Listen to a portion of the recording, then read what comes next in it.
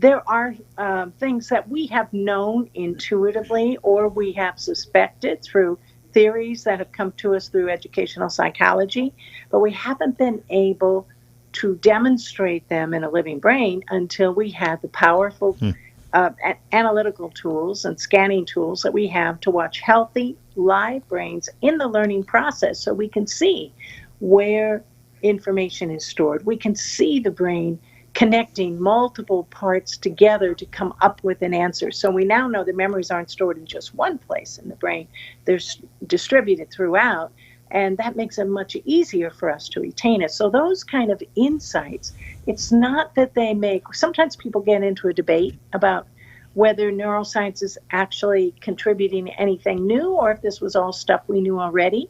Well, I like to say what it does is validate it, because now we have hard evidence as opposed to suspecting it's true. We now have validation that it's true. We can actually see it happening. And in a few cases, like in the case of learning styles, for example, the science has actually disproven something that seemed so logical and that a lot of people wanted to believe that turned out to have really no basis, in fact. So there's a great benefit in following the science and staying on top of it. We just have to recognize that science is an evolving understanding of the world. It's never set in one place. And so every new study has the potential to change our minds about something.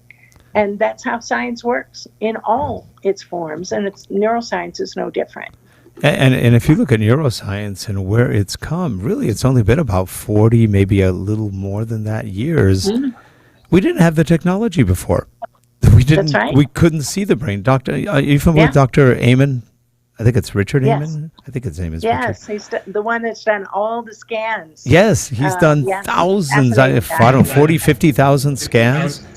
Yeah. And he has been able to identify, like he says, there's not one type of ADHD, something that affects learners a lot. There's about 7 types. And when they give medicine for ADHD, it's really for one type. And he goes, it's totally useless. It doesn't help the patients. Most psychiatrists never take a scan, so they have no idea what's going on in the brain, what's good, what's deficient, where the connections are, how the neurons are firing. And Eamon, ex-military, he was a colonel in the Army, I believe. Walter Reed is where he worked and did a lot of research. And he just said, once if you can't, take a picture of it and figure out what's alive and not in the brain, then you have no idea what you're actually prescribing medicine for.